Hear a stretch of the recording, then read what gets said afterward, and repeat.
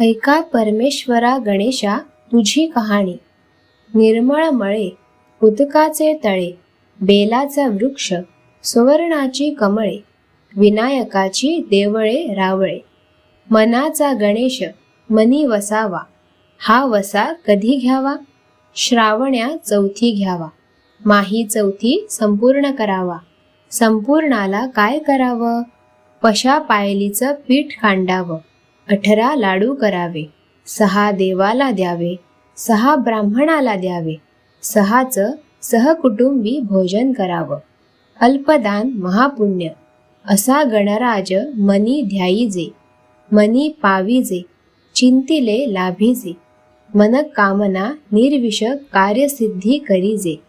ही 60 उत्तरांची कहाणी 5 उत्तरी सुफळ संपूर्ण.